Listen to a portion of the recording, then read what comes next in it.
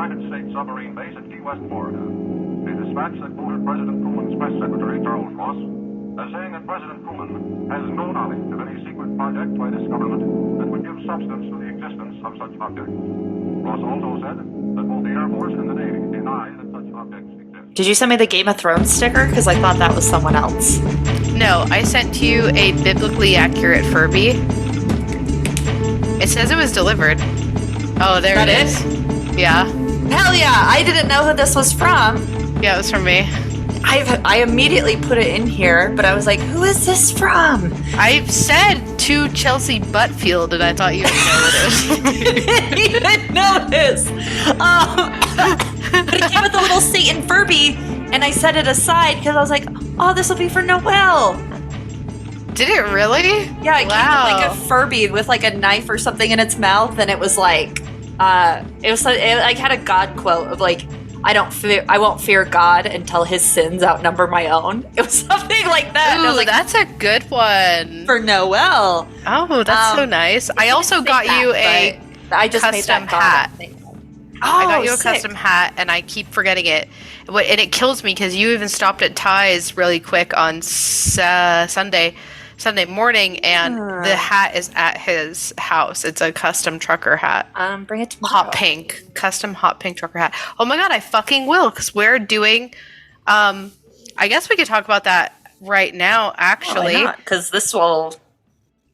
Yeah, so the episode they're going to be putting out in October, I'm not sure when, but we were reached out to by, I'm not sure if it's like Circle Pit Radio or Wrecked Podcast, which one it is. But because the person who reached out to us is on both. But they invited us to do a October special with them tomorrow. So we're going to be recording that. And obviously when we figure out which podcast it specifically is, we'll let you know.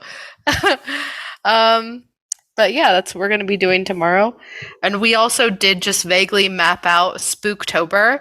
And I am very excited. I think this is going to be the year that we honestly hold me fucking to it. If we don't do the spirit box this year, you can take a vial of my blood live. We could stream it. You could. Oh my god! How would I even take you on? Know it? And I would use one of the needles that I have for puffin, so that it's like a hypodermic needle. I'm not crazy, but I'd take it. Where would I want to take it?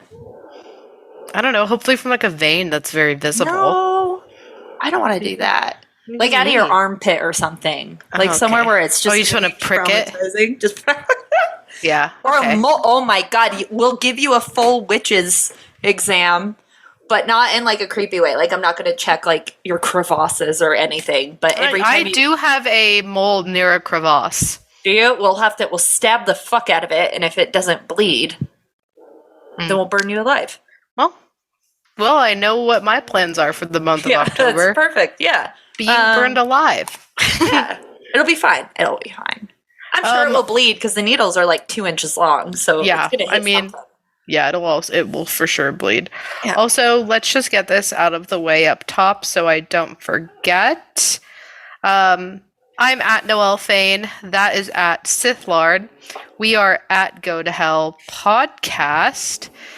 In the link of all of our bios, you can find a link tree, and that'll take you to pro-choice resources, merch, our Patreon, which $1 gets you in, new episodes every week. We're going to have cool content for Spooktober, and we also have all of our panels recorded and uploaded on there for free.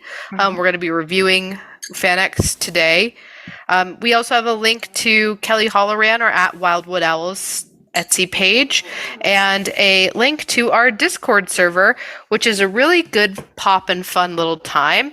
Shout out to everyone who's on Discord who came out to our panels, and also shout out to everyone on Discord who were just spilling the tea about the Try Guys cheating scandal. The celeb gossip page on our Discord is just an absolute treat of a time. You want to know what's so crazy about the Try Guys thing? everyone's seen a Try Guys video. I feel like if you're on the internet, you've seen it.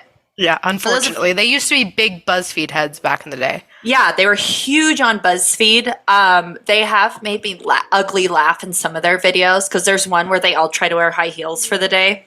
And Eugene buys these like 6-inch stripper heels, and it's like 2 a.m. and they're all clubbing, and Eugene's the only one left standing, and it's just fucking the way their misery of wearing heels, which I get it because I don't even think no one can wear heels all day. Yeah. Without wanting to die by the end of the day. And it was hilarious. Yeah. And then there's one where they all go and get like these long, beautiful fake acrylic nails. Their content can be funny. Would I describe myself as like a fan? Well, not a fan, but like a dedicated follower? No. And what's so funny about that is everybody talking about Try Guys, it would be like, do you watch their videos? And everyone's like, no, but I'm invested. Yeah. The only thing you need to know about the tea is that the guy who cheated branded himself as the wife guy. Wife guy, TM, the wife guy. So, you know, honestly, the audacity of a fucking 3 cheating on a 10. That's all I have to say. The audacity of a fucking 3 cheating on a 10. It's the reminder that it doesn't matter how beautiful, smart, wealthy, whatever, compassionate you are. Men be tripping. You know what I mean? So that's that on that. It's the same with like people see Adam Levine, and I would say he's like almost untouchable in terms of celebrity status. So everything coming out from him, it's almost like seeing animals at a zoo. And you're like, damn, look at that fucking tiger fucking up. I will literally never encounter a tiger. I will never be a tiger. I don't know what it's like, but it's fucking up and I can witness it. Ned's one of us, man. Because it's because he's an ugly little normie basement dweller. It's like, oh, this fucking piece of shit alley cat that I could like lure into my house with a net. Yeah, like this man is in my DMs currently. Yeah, and it's I think that's what makes it so interesting. And you want to know what's kind of wholesome though is the Google trend of the United States. Almost every state, the number one Google trend of searching was Ned, but Utah's was Deadpool. And you know what? That's why I fuck with Utah. They were like, hold up, Wolverine is going to be in Deadpool, and Hugh Jackman's going to. So good on us. Yeah, that is true. I definitely threw off the statistics. I was 50% looking up who is Ned, and then 50% wait, Logan's alive again in this meta. Which, of course, he always comes back, but I'm interested to see what timeline, you know what I mean? Where the question isn't Logan's alive again. The question is, where is Deadpool that this is happening? So I can't wait for that. Also, personal shout out to, I hope I'm saying their fucking username right. Silverana? Yeah. Silverana? Yeah, I'd say that's right. For showing up to our panels specifically and sitting in the front row. Bitch, I saw you. I fucking appreciate you.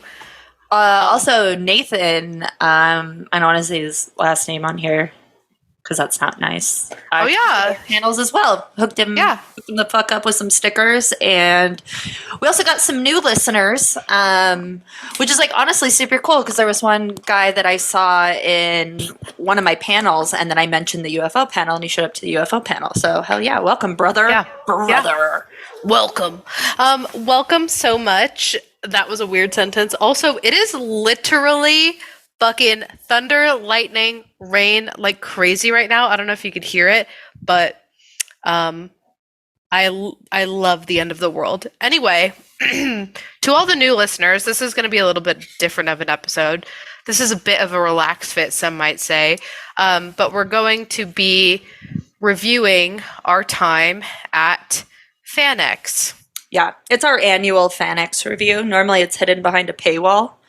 But we have to do this one public because feedback that we got from the convention is reviews of the convention need to be public in order for... They just need to be public. I don't know. That's how advertising works, I guess.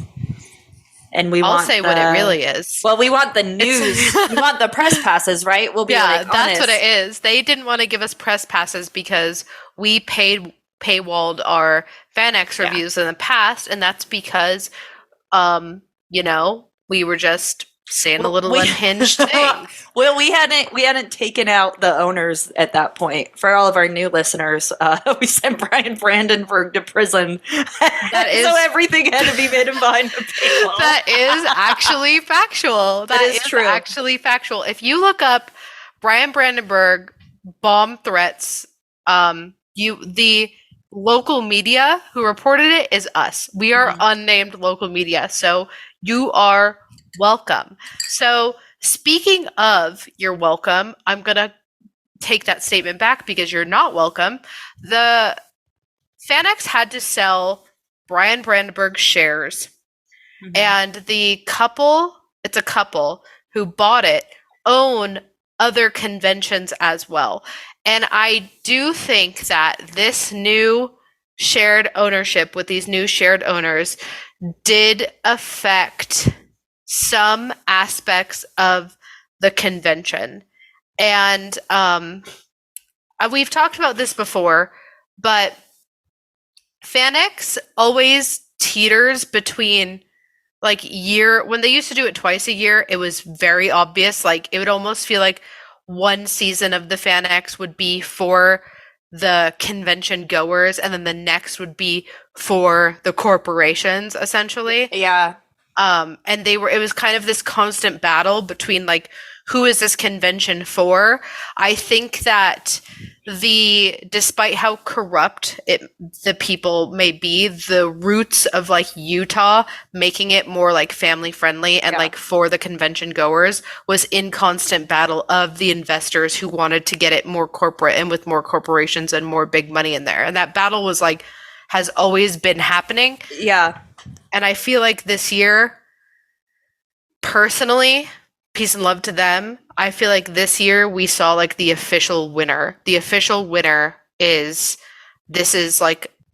a corporate convention now. Is that the vibe? You got that vibe?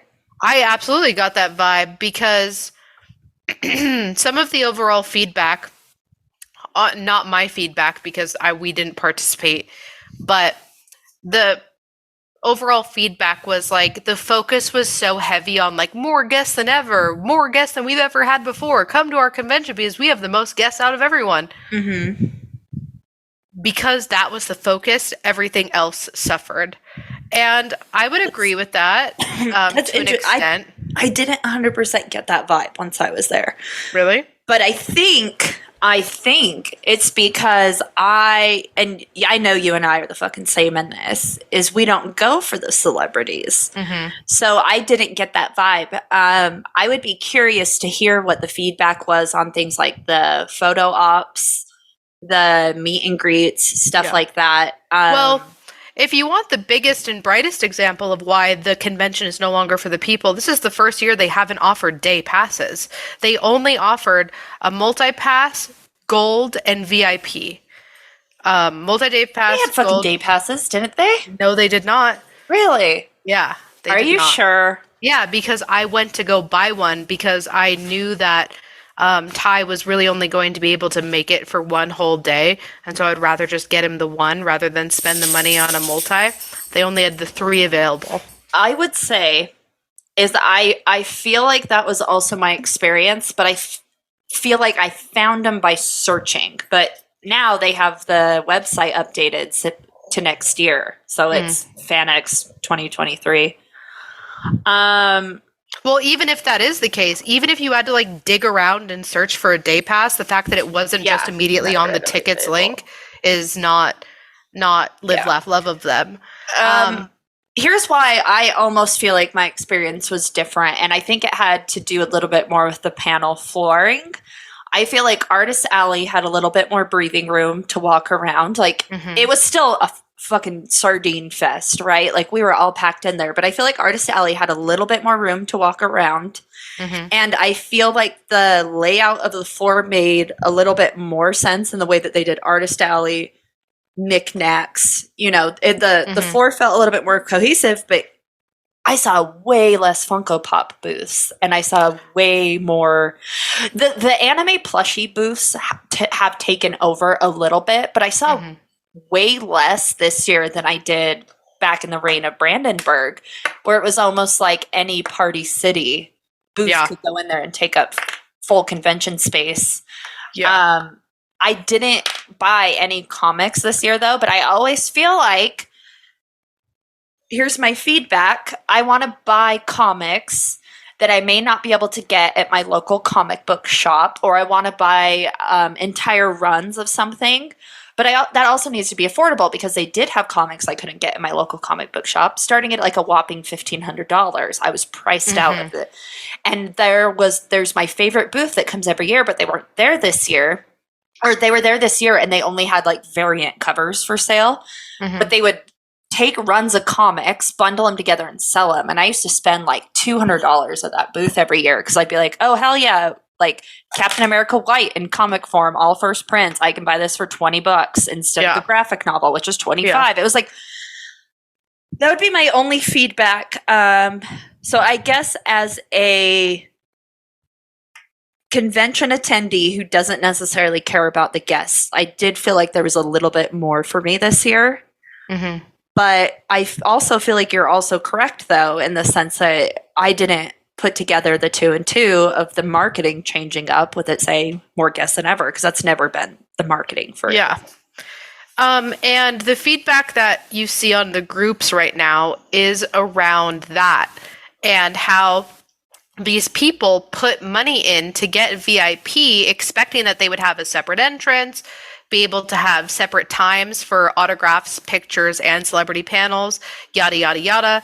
And basically at the end of the day, none of that was honored, none of that came through, and people who paid hundreds of dollars for these passes ended up waiting an hour, 2 hours, etc., missing the celebrity panel because they were stuck in a line. It was almost like... Yeah, they did it, but they did not have the infrastructure to make it seamless. Exactly. I would get texts saying like, oh, VIP members, the panel floor is open for you now. But when I was walking across the street from my hotel to the convention center, the line went all the way around the block. So it was, I was like, is this a fucking VIP line? Or are VIP people stuck at the end of this fucking gold pass line with no... They were. Yeah, that sucks. Hopefully those are some kinks they can iron out, but obviously our experience is always going to be different because we're not impacted by those sorts of issues.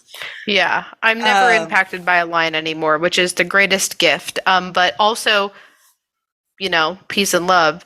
The way that I'm not impacted by a line and the way that I know how to get around it with like my special guest pass also speaks to the lack of uniformity when it comes to like how they check you in and where you get checked in, because we all know as panelists what entrances to go to have a faster way through, because you know that the people there understand that it's like VIP first, special guest first, gold, and then like GA, and they know that like they can't give you like the same hassle and hubbubaloo.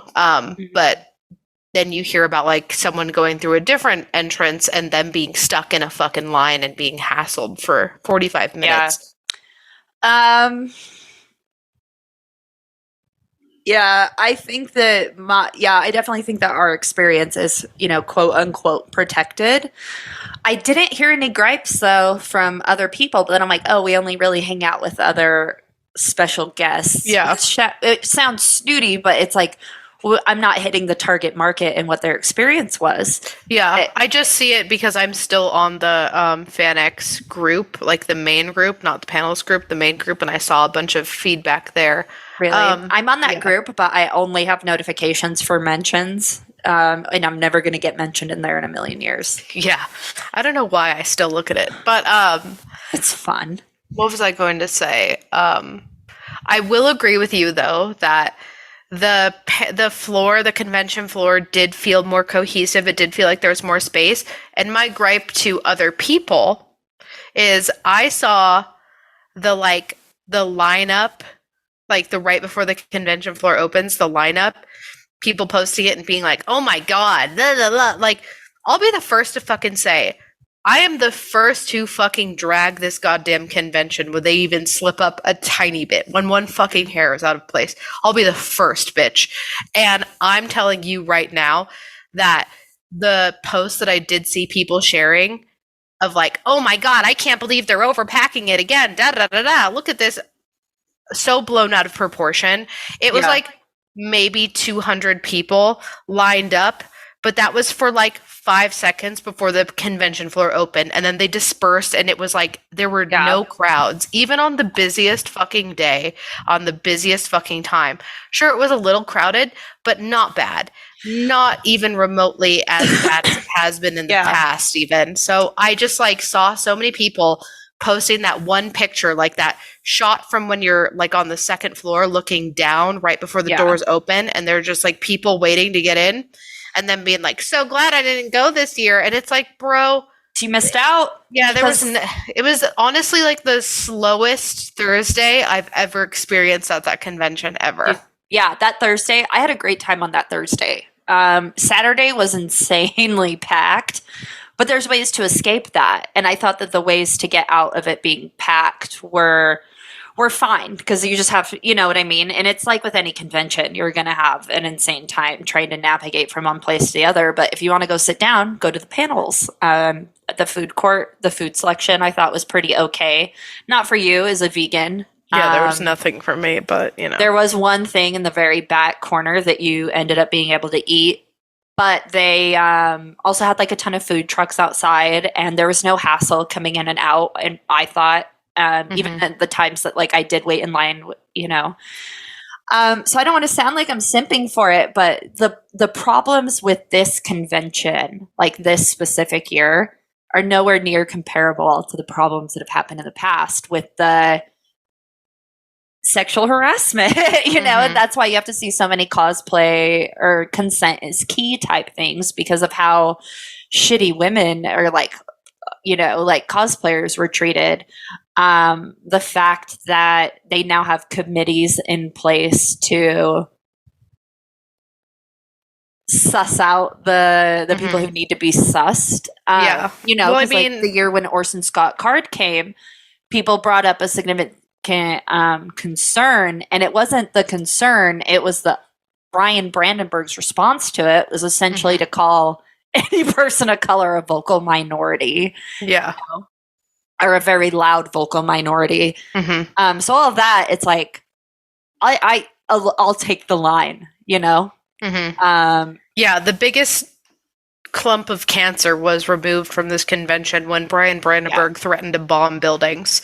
And I will say the tea on that is there were people who felt upset that when that story broke, they kept referring to him as like founder of Salt Lake FanX, Brian Brandenburg, and all this other shit. And they were like, I can't believe they would do that by like dragging the name of this convention or whatever. And it's like, I think that is so fucking important to talk about, because it's dragging his name and also showing how he is now removed from the convention. Well, he's a horse ass. Well, yeah, 1,000%. Yeah, he's a horse ass. But it's like, I appreciated it as someone who knows his history, specifically with this convention, unrelated to the bomb threats, and seeing that he is removed and like charged in a way was such a relief, like, because he's been connected to everything fucking terrible with that convention up until this year. Yeah. So that honestly, it was like, I appreciated the nod to like former owner or founder, no longer related to. I appreciated seeing that, because the Orson Scott Card shit, look that up, everyone. He really showed his colors then, which is also why I don't sympathize with people talking about how like, oh, he's suffering, and it's like, no, he's always been a piece of shit. Peace and love. But if his type of suffering is so independent from the problems that he causes, because he it's not him suffering because he has problems. It's him enabling his power with his finances, and he just barely got caught slipping. Yeah, 1,000%. Um, and the other thing I will mention that I did like was like in past years, the two of them, but now I'll just reference Dan Farr, used to be like held up to celebrity status. Like it would be announced and swarmed when they made their way onto the convention floor. And this was the first year that I saw that not happen. That this wasn't a convention that was built around hyping up the egos of these two millionaires. Yeah, I never fucking understood that, and I'm so glad that there wasn't a presence posse of people following the owners of FanX around, and they even sold photo ops. Mm-hmm. They used to sell photo ops, and they used to also have con money printed with their faces on it. So yeah, so I love that now that's gone because I don't want to celebrate your mediocrity, and I don't want them using that. Yeah. Their status to like be manipulative anymore. I am glad that that's gone. It is a bummer that some of the changes like affected you and I directly as panelists. Like there's no longer really a perk. Mm-hmm. But at the same time, I also like wasn't that bothered by it. It was inconvenient having to go stand in line. I guess my only feedback would be like if we have to pay for our +1 tickets and things like that, it would be super cool if we could just pick them up with our passes. Yeah. And that was just like an infrastructure feedback. And then I guess the only other thing I would say is negative feedback before we go into the day-by-day breakdowns is I think that Blake, the guy who does the panel programming, needs to have a posse of people around him who can support him and assist him with his job, because it blows my mind that everything falls on him. And if he has that, then I hope that they're more enabled in the future to support Blake, because that poor man was running around. We'll have to talk about it on the wrestling panel when we get to it, of like still trying to find fucking moderators for panels the day of. Yeah. I think the infrastructure changes that affected us as panelists were some of the just absolute crowbar to the kneecaps, because we put so much time and effort and work into being prepped for these panels, creating outlines, creating informative and engaging discussion, just creating entertainment. And we already agreed that we weren't going to be compensated for it, that the convention was compensation enough, and that of course like having a +1 was the perk to it. And not even just like the +1, I know for us was more of like, this person is not only here supporting me and of course putting their money into buying things at this convention, but they also help you stay focused on time, fed, watered, rested. Like having a helper, if you will, is such a benefit that is so underrated. I don't think people fully understand, like when you're in the convention circuit and you're just go, to have someone with you to be like, I got you food, I got you water, let's take a break. Like that is such a big help. So 100%. That was a big bummer to lose. And like fucking tweet cosign on your mention of Blake, who runs the panels. I hope that next time there's just more enablement and support for the people around him who are helping him. I don't think it's fair that everything has to fall on him, and that he has to be the face of it as well. So when everyone's up in arms or asking questions or curious or needs something, it's like he's the only person. That is unfair. Just based off of like the amount of us versus like him. You know what I mean? Like it's just a numbers thing. It just doesn't make sense. So it is weird. And it's also like the equivalent of like the CEO of a company running around trying to figure out who's going to cover Tuesday's shift. Like, isn't there There's got to be an in between here. Like, Yeah, isn't there a manager who fucking problem? Yeah. makes the schedules like so? Yeah. So let's get into that. So overall, I'm going to give my experience was kind of shitty because I got so sick every day with stress, but I thoroughly enjoyed it, and I thought all of the talent who were on the panels that I was on was top tier overall. Like if we were going to take the average score, was that your experience? Also? Yeah, the panels were fantastic. Both mine and yours and ours were fantastic. Yeah. The ones that you and I did together are always going to be my favorite. Shout out to Ty for his astute feedback of me, which we'll get to. I still think about that. As you should, because as do I. I mean, I'm like, the panels we do together are such slam dunks, I feel, because okay, I'll wait till we get there. But yeah. Let's start from the top down. My first panel was the one that I prepared for the hardest. It was the Obi-Wan Kenobi panel.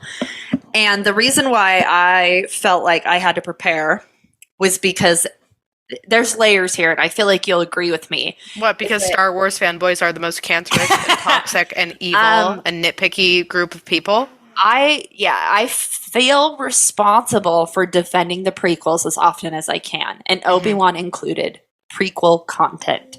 Yeah. So, and then yes, the fan, I don't know. So like, I do this with every panel, but if I get into a pissing contest on any panel, my intention is to win. So I'm bringing a gun to a knife fight. And I wonder, I'm sure that's your same thing. It's like, you're not going to fucking catch me unprepared. Yeah. So I think this was the panel I ended up, when I last counted, it was like 27 pages of notes, but then I went in and added maybe like 13 more pages of notes. But here's why. So ended up that I give this panel an A+ because our moderator was super prepared with actual good fucking questions, because I'm sure you can co-sign on this, but when you sit in on a panel and it's asking the panelists how they feel instead of lending expertise, it fucking sucks. Yeah. This was an expertise panel. And my favorite part of the panel was getting to talk about the lightsaber forms. And so for those of you who don't want to listen to it, this was also your slam dunk. Oh, I felt good talking about it. When you dropped the differences in formed fighting, the entire audience, you could probably hear it in the audio, gasped. Because, like, I hate to be all fucking blue-haired feminist, but when you are a blonde-haired, blue-eyed, pretty girl on an all-men Star Wars panel, there are people in that crowd who are hoping you fucking trip up and fail. Yeah. On any panel, really. I mean, true. And when you just took your entire dick and balls and put them on the table for everyone to see, it like the gasp you could hear from the crowd was people being like, I can't believe she knows that. It was. Thank you for saying that. Thank you for thinking I'm pretty too, dude. Yeah, dumb bitch. It was such a fucking absolute slam dunk. NBA highlights reel. Thank you. And I want to like highlight it here. I think we should do a highlight from every panel. So this is my replay. My Fox 13 News end of week sports recap. So, parenthood and lineage is like a super big theme in Star Wars. That's why you're constantly looking at mothers, fathers, father figures, mother figures. So Anakin's first father figure was Qui-Gon. Now, he never got to experience true tutelage from him because he obviously died. Now, there's a really big significance here because there's different lightsaber forms. And Obi-Wan uses Form 3, which is a traditional Jedi form. It's just the defensive style of fighting. Qui-Gon used Form 4, and then Anakin uses Form 5, which is kind of the opposite of Form 3. It doesn't really matter. Anyway, the significance here is that when Obi-Wan defeats Darth Maul, he's fighting Qui-Gon style. After that, he switches to Form 3. And that's where you get like the Obi-Wan pose. That's where you get, that's how he fights. That's how he fights when he defeats Anakin on Mustafar. That's his fighting style. And in the expanded universe of Star Wars, he is the quintessential master of Form 3. Now, the significance is when him and Anakin have his final fight, he starts Form 3 with his traditional Obi-Wan, that he does with like the lightsaber up. And Anakin's like, I got this fucker. Because here's something I didn't get to say on the panel, but when Order 66 happens in the movies, all of the Jedi that you see immediately divert to Form 3 because that's usually the first form that they're taught to master. Like Forms 1 and 2 is fine, but they're not very popular. Form 3 is what they all divert to because it's like you go to what you know in times of crisis. As somebody who made his entire existence trying to take out Jedi, Anakin is smart in picking Form 5 because that's going to counter Form 3 really well. So he thought he had Obi-Wan in the fucking bag. However, as soon as the fight starts, Obi-Wan switches to Form 4, which is Qui-Gon's form. And the significance here is he's putting him down like a fucking daddy would because he's like, this is your first fucking father. You think of me like a brother. Why don't we tap daddy in? And this is the first time in the series, too, that Obi-Wan finally opens up his force block so that he can force talk to Qui-Gon. It's important because he had been blocked off from Qui-Gon the whole time. And that was like my favorite moment on the panel because they asked, like, what was your favorite moment from the series? And the first guy was like, the showdown. And I'm like, yes, the showdown, but here's why. Because Qui-Gon is probably like the coolest fucking Jedi, but the best Jedi to ever exist is Obi-Wan Kenobi. And this is fucking why. Because everybody's bringing checkers to the goddamn chess game. And he's like, I've mastered it, babe. Oh, so fucking good. And another thing I like too is that there's no hate on that panel for the prequels. Everybody respects the prequels. And the prequels are good. We'll fight you anytime. Noelle and I both will. Straight up. I'll come to your house and fist fight you. I loved your discussion on the showdown specifically because, like, yes, of course, everyone loves a showdown. Duh. But first off, knowing the forms. And then second off, knowing the significance of why the forum changed. Like, if there's one thing... So, Star Wars is fan service now. Sure. Yeah, that's what this series is. That's what all of them are going to continue to be. But it's these very specific, like, shimmers of, like, only the real ones know. You know what I mean? Like, and there's nothing wrong with it, but, like, to the common watcher, they're just like, the showdown is a fucking great scene and a great fight. But to the, basement dweller like yourself. Thank you. The layered significance is also like shown and captured. And like, it's such a nod to fans of the lore in its entirety to be like, hey, yes, we're making a lot of fan service, but don't forget that we are writing this for you. And I don't know, I appreciate and love that so much because it gets hard sometimes when you have things like Solo come out and you're like, Jesus fucking Christ. Yeah. Did we not look at the source material at all? And then you see shit like this that you want to almost pass off as like, this is just more fan service. Like, are they going to stop and wait for an applause break to be like, look, you guys, it's your favorite guy again. Remember him? Like, fucking clap. Like, it does feel like that sometimes, but then they rope you back in with these like layered lore. And I very much appreciate that. And I appreciated you talking about it. And I appreciated you putting your dick on the table about it because, I think everyone would have missed it otherwise. You're going to make me blush and or cry. That means the world coming from you. It was a great fucking panel because I felt like everyone carried their weight. And I loved it that it was like, this shit deserves respect. And here's why. You don't have to fucking like Obi-Wan Kenobi. You don't have to like the prequels. You're allowed to be wrong. But that panel let us tell you why you were wrong. Yeah. Why it was good.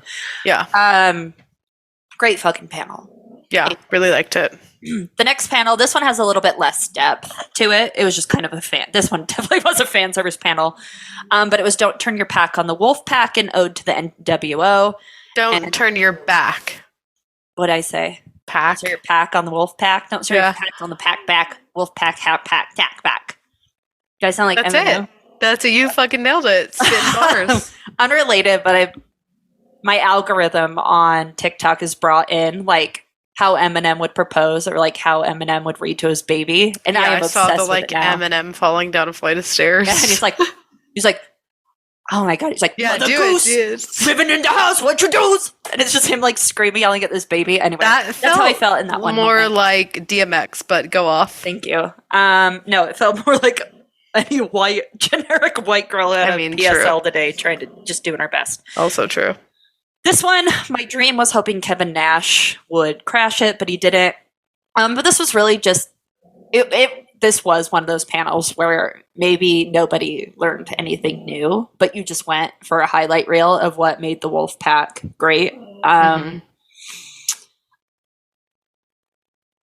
don't know. You were in the audience. You know what I mean? Like, it's because for those who get it, great. For those who don't. Yeah, because like peace and love to it. There is nothing enlightening about the NWO era. Like it just isn't. Like it just is what it was, and it was fun while it happened, and the characters were cool. But then, like you guys talked about, it got overplayed and oversaturated, and that's where it died, and that's where it ended. Mm-hmm. It's such a weird parallel between wrestling and comics, and I fucking can't. I want to pitch a wrestling comics panel next year, and we've got to layer this in a little bit. But it was essentially like, what the NWO did was it paralleled the real world reaction to what Marvel Comics and Stan Lee had been doing, where there was a mass exodus of true talent who created Image Comics. Mm-hmm. And then all of a sudden Image Comics blows up with talent, blows up with creative freedom. And then you're like, what the fuck came out of Image Comics? And, like real ones could be like, oh, XYZ. But most people, if you say comic books, they're thinking of Marvel, which is like WWE, right? Yeah. But the fucking gems that came out of that time. And the NWO was a gem that got too big for its britches. That's really all you need to know. God, the parallels are so fucking real because it's like... Yeah, Vince McMahon is Stan Lee. Yeah, you have Vince McMahon as Stan Lee, and then Marvel as WWF, now WWE. Yeah. And you have actual talent being capped because they don't visibly look like what Vince gets hard off of. Mm-hmm. And then they end contract, break contract, go to Image or like what would now be AEW. Mm-hmm. But it's also the Achilles heel because then they're given all the creative freedom. You have those stars who were capped blowing up. Yeah. But then it's almost like sometimes the West is too wild and you end up having too much chaos with the release of creative freedom, and it becomes oversaturated. It doesn't become unique anymore. And then you get people falling back to Marvel or WWE. It's 100% happening right now. Cody Rhodes, who started AEW, House of Black is fucking going back to WWE because they've lost the fucking plot, and it's so much fucking talent on AEW right now. It is a soup full of every fucking food that you like. I know, and it's like, God, I like all these foods, but they don't need to be in a soup. God, it's so fucking true. And like, what is happening in like the indie comic space right now other than an oversaturation of these bananas fucking storylines? And that's why you get things like fucking Paper Girls flopping. God, I'm gonna fucking kill myself. The coolest thing that happened on this panel was Blake came in and asked Jake, who, perfect fucking choice as somebody. If Trent Hunsaker couldn't be there, then Jake would be my choice to moderate the Kevin Nash panel. So that was actually really fun. Yeah, and he did, which is just great. Testament to poor Blake running around doing it all. He's the mom who does it all. How do you have a career and a family and stay slim? Yeah. That's Blake. So kudos to them both. That was really cool. I wasn't able to go to the Kevin Nash panel, but Oliver went and he said it was great. And Kevin Nash is apparently a hoot. I love that. So I love that so much for him. that panel was I don't want to say that panel didn't have substance. That panel was a dessert panel. And enjoy your calories. Yeah. It is what it is. Next, I did 60 Years of Spider-Man. This one was so much, because if you think of Spider-Man, it wasn't just Spider-Man comics, it was Spider-Man games, Spider-Man comics, Spider-Man movies, Spider-Man TV show, Spider-Man spin-offs. My highlight of this panel, my highlight for the previous panel was Jake getting asked to moderate Kevin Nash. My highlight of this panel was talking about the parallels between the One More Day storyline, where Peter Parker makes a deal with Mephisto to save Aunt May's life, and Mephisto's like, yep, I'll do it, but just give me your marriage. So him and MJ have to, their entire history together is undone. And how that paralleled with No Way Home, where he goes to Doctor Strange. Doctor Strange's like, yeah, I can do it. And then everyone's memory gets erased of Peter. One More Day was terrible. It is the worst comic book storyline. But the movie was good. They did a great job. So, because it didn't, Aunt May died anyway. But in the comics, like, for Peter to undo his entire future with Mary Jane just so he can save Aunt May, who, this is like the old decrepit Aunt May in the comics who looked like the Crypt Keeper. You're like, oh, she gotta go. Yeah. Highlight of that was just talking about comic books. I barely remember that panel, but I remember it was great. That's it. It was just like a good fucking panel. Everybody on there was pretty much a Spider-Man expert in their own right. Luke, I was on that panel with Luke Hunsaker, who's, friend of the podcast. He does the Nerd Dome. I was on with Andrew Malin and Chris Hoffman, who are our buddies at Velleity Studios. Mm-hmm. So collectively, we've always called ourselves like the Comic Dream Team, because that's who I did my very first panel with when I first started at FanX. You guys are the Comic Dream Team, 1,000%. Yeah, so just the being, and I'm sure you'll agree, but being on a panel with a friend in real life makes it better, because you have that rapport and you can... Yeah. And I think the reason I don't remember it is because it just... I'm like, did that happen on the panel, or did that happen when I was just talking to my friend? Yeah, just was kind of like natural conversation. But let's now. So highlight of that panel was just being back with my buddies, because Andrew hasn't been able to come the past few years. Luke hasn't been able to come the past few years. Hoffman started coming again. So it was just good. That was the highlight of my panel, was being with friends. This next one was fun because it's the boys panel. And we were both on that. You better believe. And to what I was going to say earlier, when you have a friend on a panel with you, it immediately becomes an icebreaker for the rest of the panel. Mm-hmm. Because when we start throwing banter at each other and conversation and jokes, immediately the ice is broken and everyone kind of loosens up and knows that we can like have fun and like be vulgar, be silly. It's just like, it adds this level of, this isn't like us talking to you. This is a conversation between us and the room. Yes. And again, with the boys panel, we're on it with friends. Like, let me pull up the panel. I'm trying to think if there's anyone who wasn't. It felt like friends because we also had Luke on that panel, right? Yep. But everybody else was so fucking smart. The KB, who ended up coming, was incredible. Was so she was she like runs the Amazon after show. Like, I think her accolade was bigger than all of us combined. And she just popped up out of the blue, man. She showed up, and I remember reading her bio, and I was like, this girl's smart. So I wasn't worried about her. We had a couple of other panelists on there who I haven't worked with before, Thomas and Christopher. But it was fun. Especially because this is our behind the scenes.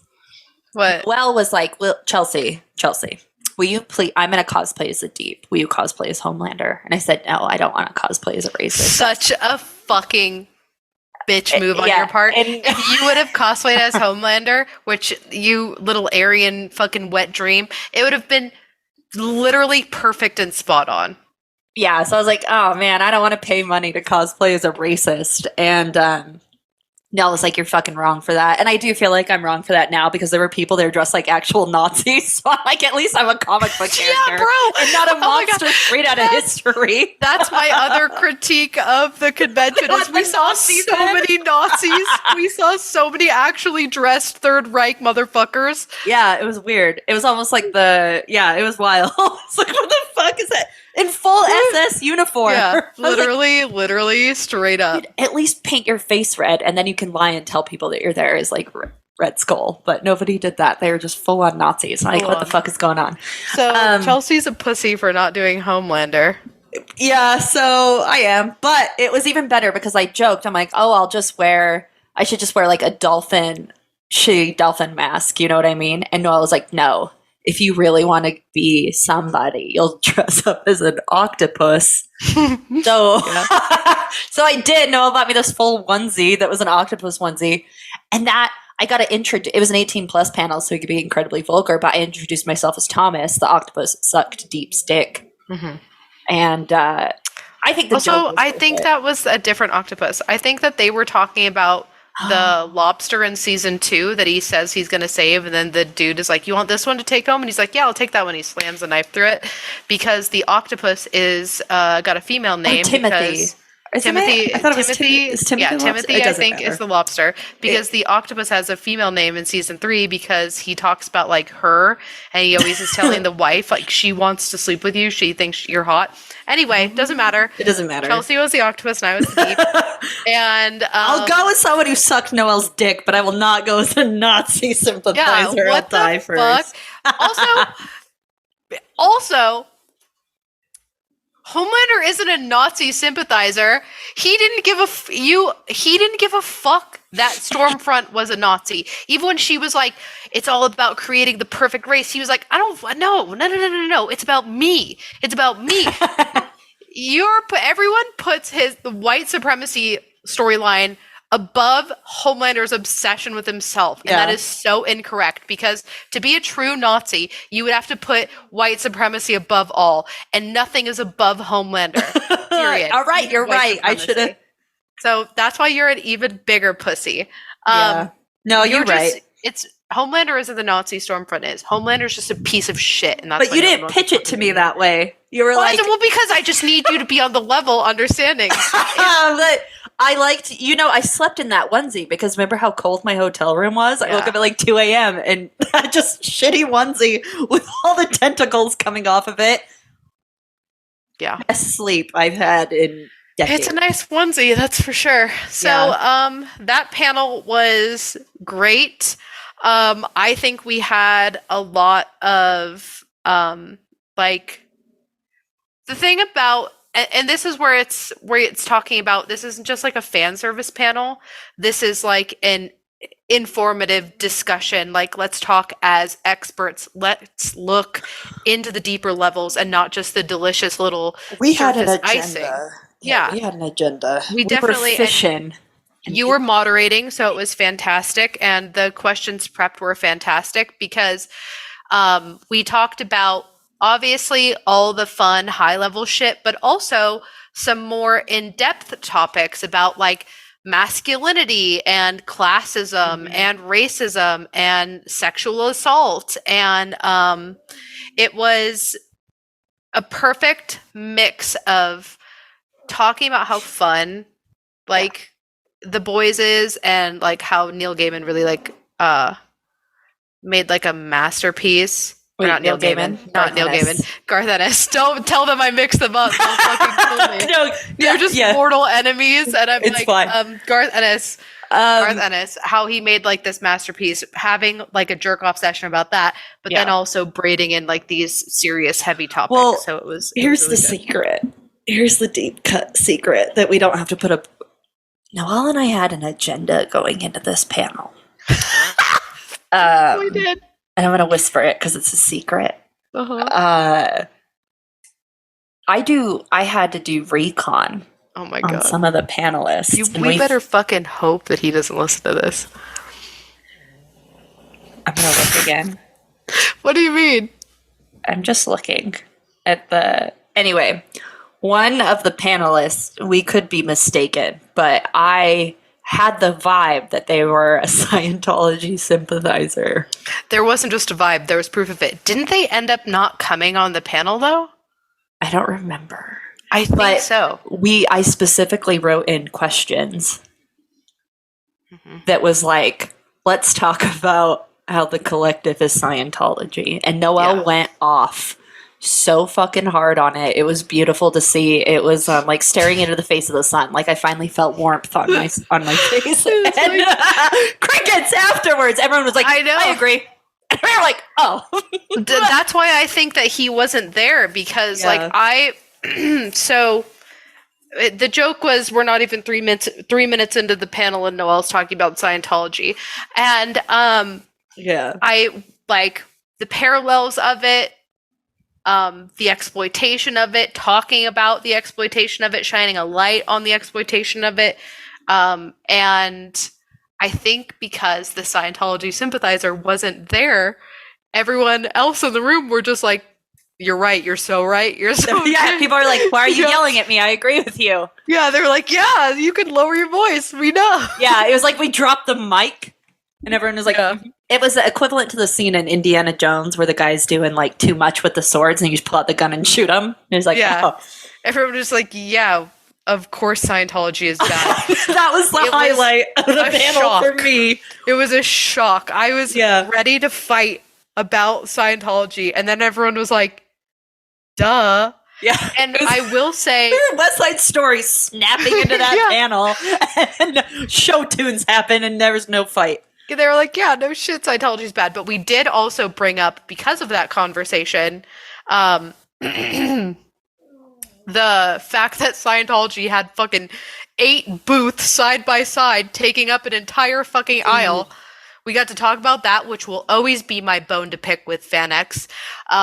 Scientology disguises themselves. Not even disguises. Pay attention, bitches. They flaunt as the L. Ron Hubbard sci-fi fucking center. Bitch, who the fuck do you think? It's like, oh my god. I can't. It's just why, first of all, this is my gripe with FanX, period, because this is a few years of them doing this. It's all about money. Those booths cost a lot of money, and Scientology's got so much of it. And they're like, yep, here, give us 8 fucking booths so we take up a quarter of this goddamn row with our fucking L. Ron Hubbard propaganda. Mm-hmm. Also, I have a bone to fucking pick. Their stupid fucking alien sign almost scalped me because I ran into it, remember? Yeah, they had like a huge goblin. They had a goblin statue with a giant... Yeah, it like started, its claw like hit my forehead and went all the way through my fucking medulla oblongata. I ran into it so hard. And like, I was too distracted by it all to see if they were doing the Young Writers Contest again, which is literally just how they say they have a scholarship for young sci-fi writers, and like you put in your information. Baby, that's how they're getting you. There's no scholarship. There's no fucking scholarship. And I just want to say, FanX, fuck you. Stop letting them fucking come. There's no Mormons, J-dubs, Jehovah's Witnesses, fucking Baptists, Catholics, or Christians in that fucking place. You get the motherfucking Scientology Center out of there, you scummy fucking assholes. I know. Out. At least put some sort of warning cone so don't run into their dangerous signage. No warning cones. Get them the fuck out. There is no fucking reason why Scientology should be at the goddamn comic convention. Fuck you. And it's so nefarious because they don't say we're Scientology. They're like, here's all these books. L. Ron Hubbard. They just say L. Ron Hubbard in fucking 20 font. What we should do, what do they call bad people? Thetans or whatever? Or is that good? What do they label hostiles? Thetans are what you have in your body that they're trying to get rid of. What we should do is make merch for next year because we know they're going to be there. A hostile or a compromised individual, whatever their stupid culty language is, but we should make shirts like that and just have that like pa pa, and then walk around the convention because you know that they got their honey bots or whatever they're in the crowd. Well, they have God. What is it? Because there's suppressive persons. I think that's what I'm thinking. Maybe that's what I'm thinking is SP. Yeah, that sounds right. But I don't remember if a suppressive person or an SP is what they call like the antis. Yeah. Or it's been a minute since I've dug deep into Scientology. SPs though. Or where what's the lady who went missing?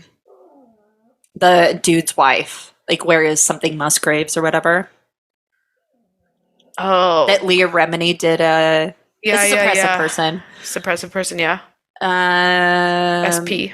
Yeah, who is the missing Scientology woman? Is it Shelley Miscavige? That's it. Where is Shelley Miscavige? Yeah, because Miscavige is the one who took over after Elrond.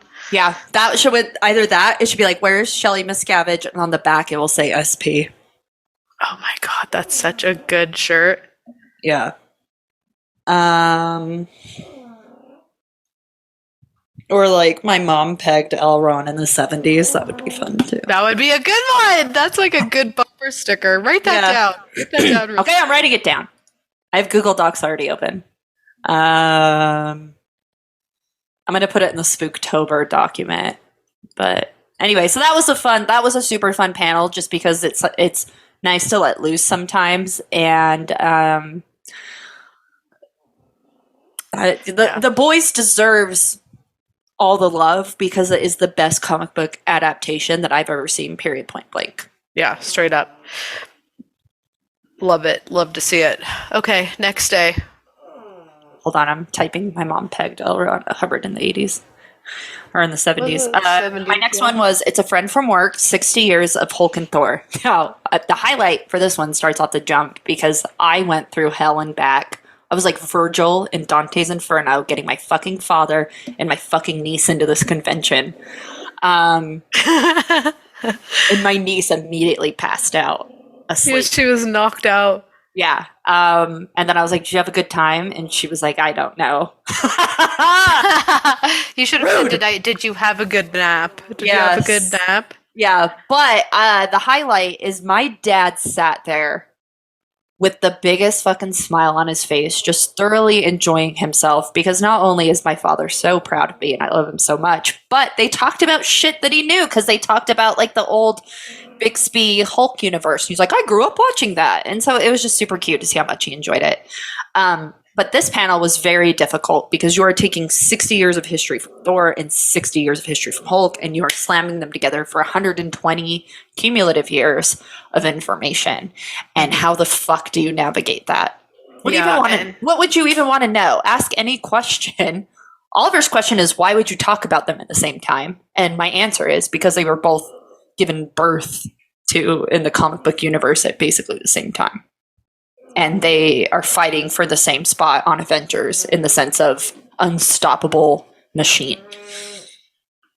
Anytime something is more than 5 years of, if it's not like the last 5 years of, it's like, how the fuck are you guys going to even manage this? Yeah. This was like one panel where I had to let go and let God. What is that? Is that a bug? Oh my God. Do I have bugs in my house? Am I like Noelle now? Are you getting infested? There's like one tiny little bug on my wall. Anyway, yeah, probably. So this one I had to let go, let God, hashtag, because they were like, what about the Bixby universe? And I was like, I didn't watch those shows. I did not watch the Lou Ferrigno thing. I'm just going to have to let other people talk about that. And it was fine because obviously other people had watched that. And I always just leave the TV shows or the video game stuff. I would never touch on that. Like, I'll touch on the show if I'm doing a panel about a show, but if it's like history of a comic book character, I'm like, it's the comic books for me. I'm sorry. I'm getting all worked up. My asthma's kicking in. The one thing I wanted to talk about more, and I did get to talk about it a little bit, is there is a comic event that just wrapped up, and it's called Banner of War. Write that down, Noel. Banner of War. Banner of War, and it's so good. It just wrapped up. I would recommend reading it. Go to your local comic book shop and pick it up. If they don't have it, then read it online for free. Just Google read Banner of War online for free, and there's a ton of websites that have it up there. It's only 4 issues, I think, but essentially what happens in the Marvel Universe right now is that Odin's dead. It kind of follows the movie parallels, except in the comic book universe, he now inhabits Mjolnir. So Thor can speak to his dad through Mjolnir. And Hulk right now he's a little bit differently operated. And the only way I can describe it is Bruce Banner is driving Hulk like you would see Captain Jean-Luc Picard operate the Starship Enterprise. Mm-hmm. He's literally doing diagnostic scan. Computer, give me a rundown on energy levels. He literally is driving Hulk like a ship. That's all you need to know for now. They are fighting in space. It doesn't matter why, because this isn't the cool part. The coolest part is that they are beating the hell out of each other, and there's no indication that they're going to stop. What happens is Thor throws Mjolnir at Hulk, and he's it lands on Hulk. It's sitting on his chest, and he's like, you can't lift Mjolnir, so you're fucked. And Hulk was like, #bet, does a push-up, and just lets Mjolnir impale him completely, which is super fucking cool. And he's still going because he's powered by anger. And Odin's I can sense Banner's in here. So what I'm going to do is I'm going to go into Banner and try to talk him down. So Hulk gets super fucking angry at this. And there's essentially an explosion of gamma radiation. Thor gets exposed to it. You get Thor Hulk, because all of a sudden Thor is exposed to gamma radiation and he hulks out. So you have Green Hulk Thor. Fucking cool. Now, Odin, who is possessing... it doesn't matter. Is possessing Bruce Banner inside. Is fuck, pick up the hammer or he'll kill us all. Hulk picks up the hammer and now you have fucking Thor Hulk. So you got Hulk Thor and Thor Hulk. And they're just fucking beefing. And that, I wish I could have gotten to talk about it more. I talked about it just a little bit, but I do recommend everyone read it because it's fucking cool. Or at the very least, Google Thor Hulk and Hulk Thor. Because you have a big green blonde bastard, and then you have Hulk essentially in Thor's armor. It's really fun. What a fucking crazy bananas storyline. Who wrote that? Good. Do you remember? Do you know? No. Who wrote Banner? Because what a layer sandwich. Yeah, it's Johnny Cage. I wrote it. It does sound incredible. It does sound fun. When is that going to be in the movies? And so this is why it drives me nuts when people don't respect the what's going on in the storylines, because this would be so fucking good, right, to witness it. But I understand them wanting to keep the purity of Mjolnir. I actually agree that is important. But God, it's so fucking cool. They should make it a cartoon. That would be actually a super fucking sick cartoon.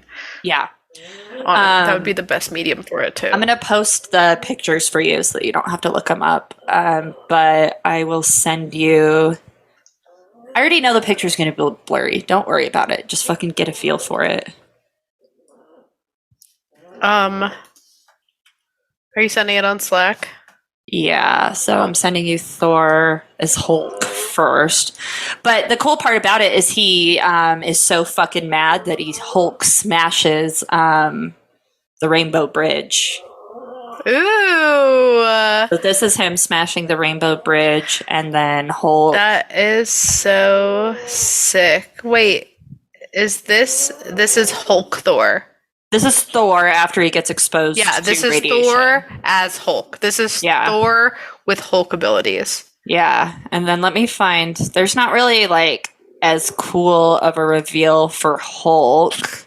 I mean, my assumption of the storyline is that Thor as Hulk beats the ever-loving shit as Banner as Thor because you just like, because when Banner becomes Hulk, he's like empty head, right? So it Yeah. doesn't matter that he's stronger, he's still empty head, Yeah. right? Yeah, I need to remember. I kind of like wrote out how it ends, but it also has like a super good ending that makes sense. So yeah, I'd recommend reading it just because those two images are super cool. Yeah, that's so fucking sick. Oh, it'd be such a good cartoon. So that was my favorite part of that panel, was just essentially seeing my dad super happy, #proud of me, and then talking about Banner of War. Yeah, I love that. That was also another panel that I got to do with my little comic book dream team. This panel, though. What panel? Oh, wait. When did you do your vampire panel? Because I'm just going down the list of mine. When was your vampire this day. panel? Also, we didn't get to talk about, before I talk about vampires, the feedback I received off of the boys. We got feedback? What was it? Oh! Back it up! Back it up! Let's put it in reverse really. I just saw your whole butt cheek. I know. That's my butt cheek. It is upper. Look at it. Pants. I bought these bell bottoms, right? So look at this. Look at, if I pull it up, look at how bad that camel toe is. But I also get the biggest fucking floods in the universe. So I pull them down to a little 2000 hip action. And my whole butt comes out. This is that was so good. So we're putting it in reverse. Sorry. I literally stood up to reverse dance it. She put that thing in reverse and we saw. Okay, so we did great on this panel. Yeah. And there was a lot. The panel was not just, what did you think about the boys? Empty head. Mm-hmm. It was, what are some of the political ramifications that we saw carry over into the real world with the boys? Or the boys' political satire. Who isn't in on the joke? It was stuff where we went above and beyond. We even asked, like, is Garth Ennis a genius or is he just a pervert? Mm-hmm. Noelle was so fucking prepared for this panel. It was insane. Thank you so much. And as a moderator, my biggest fear is having people not be prepared for panels, because there have been years where I ask a question and people literally go, I don't know. And I'm like, I sent you this exact question weeks ago so that we could talk about it. And there have been panels where people are so ill prepared that I've run out of content to talk about as a moderator within the first 5 minutes. Yep.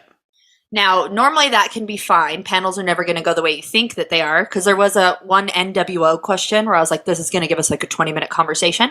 They simply didn't want to talk about it. However, we moved on, and since they knew enough about what they were talking about, it still created an organic conversation. And some of those questions I had to make up on the spot, but I 100% had confidence in my panelists for the NWO panel that would be fine. And it was fine. You guys didn't notice that I was making questions up on the spot. That didn't come across to the crowd. Yeah. Noelle was, so this isn't to go, Noelle was like super prepared, right? And she had information that directly answered my questions. Now, she did great. And other people still had a chance to answer, because for me as a moderator, I never say, Noelle, what do you think about this? Luke, what do you think about this? I say, what do you guys think about XYZ? And if somebody wants to comment on it, they can. What happens is the most prepared get the biggest highlights. Mm-hmm. We fucking knock it out of the park. We are flying high after this panel, right? Because we're like, hell yeah, we talked about Scientology. Nobody came for us. We talked about masculinity. People in the crowd seem engaged. I saw a lot of people nodding their heads. And I saw a lot of people being like, oh, learned something new. Noelle opened her mouth for like a second because bitch needs to breathe, right? 1 second after we're leaving the panel. And Noel, I don't know if I'm remembering this correctly, so stop me at any time. Please, but Noel's please. walking out of the panel. I have asthma, and like there's like a study saying that you can like pick up on symptoms of people that you're friends with. You know how like guys can get birth pains. So I have asthma, and I'm a mouth breather. Noelle, feeling sympathy for me as a very good friend and being concerned, also opened her mouth to take a breath to make me feel better about being a mouth breather. And the second she opened her mouth, Ty took a big old shit in it. He immediately He did. You did great. Why do you talk so much? He said he did the classic compliment butt. And but didn't the just butt was horrible. and we were like, both you and I were like, what? What do you mean? I stopped walking. I was like, yeah, we literally were like, wait, what? And he was like, yeah, you just like wouldn't stop talking. And he was like trying to get me in on it. He was like, yeah, I just felt like anxiety. Like, when is she going to stop? And Chelsea's just looking at me and I'm looking at her and I'm like, what the fuck is happening? And I literally said to him, I was like, I feel like, imagine I had just been training all season for like my first softball game and I crushed it, hit a home run. We won the championship and I'm walking off the field to go meet my dad. And I'm like, Dad, that was such a good game. And he's like, was good, but you could have been better. That's how I felt. Noelle was learning to ride her bike for the first time, and she finally fucking did it. Training wheels were off. Dad let go of the bike seat. Ty came out of nowhere with a fucking spear through it, right through the spoke of her bike, and just killed her.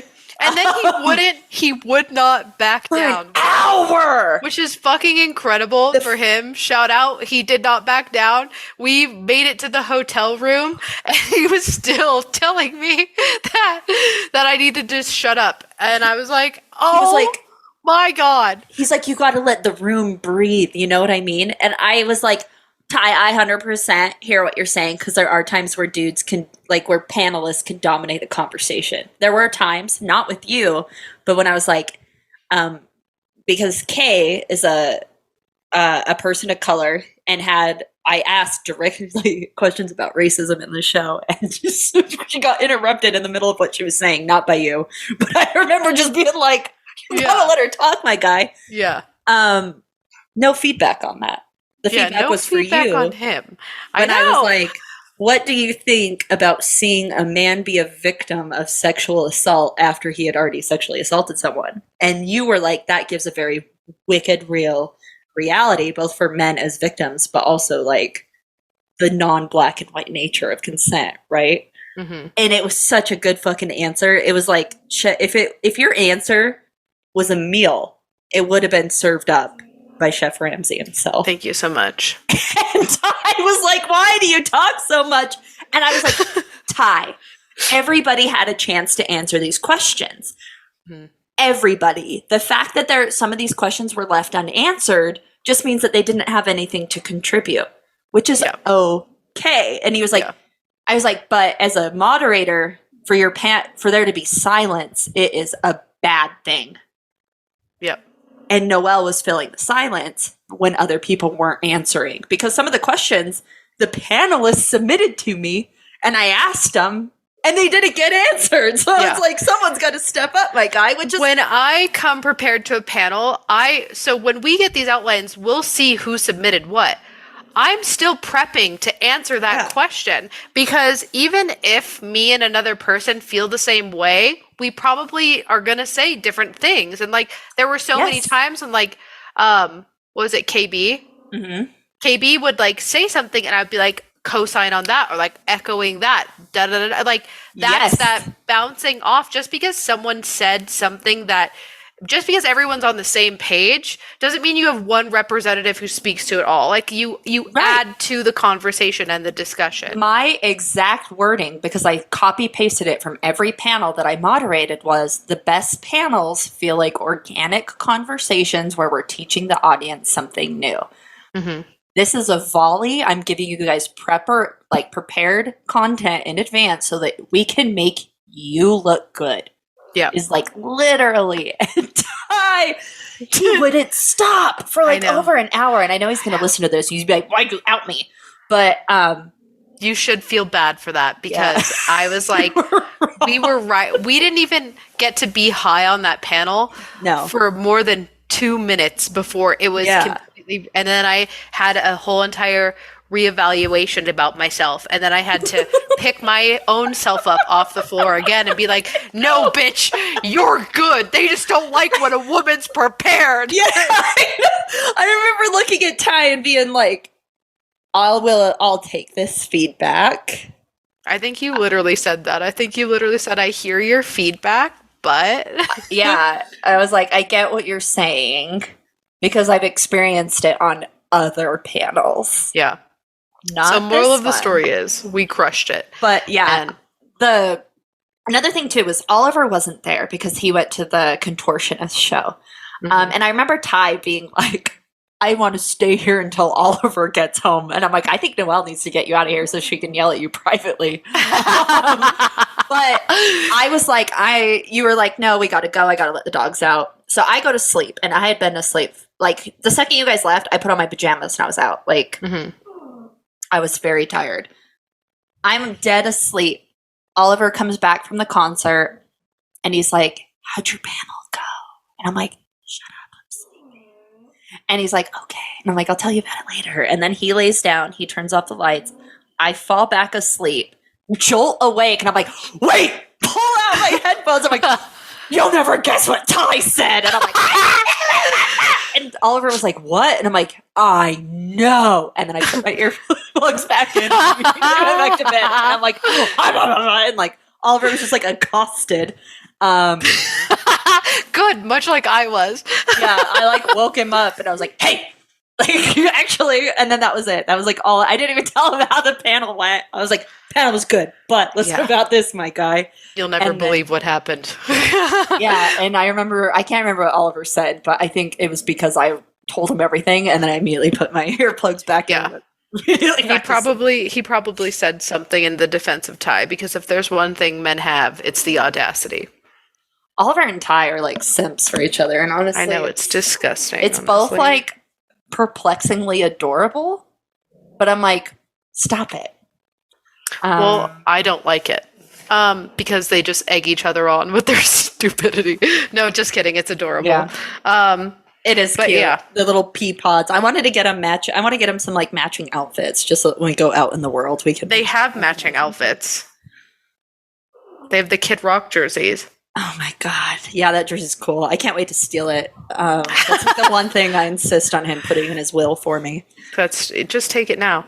Maybe I'll wear it to the MCR concert. Oh, Do not. That is wearing a Kid Rock jersey. That is not the vibe. They'll think we're there to hate crime. Yeah. So I had my vampires panel. It was, I would say, the highlight of that for me, which please listen to it. Was the defending of Twilight. Because nothing means more to me than apologizing for the wrongs that we've done and recognizing the wrongs that we've done. Yeah. And the summary of that, I feel like we've talked about it on Patreon. It could have just been in casual conversation. It comes down to two fucking things. The first one, and this verbatim from the panel, you have not accepted that not everything is made for you. Yeah. And the second reason why you would have issue with this book movie is because you hate teenage girls, period. End of fucking discussion.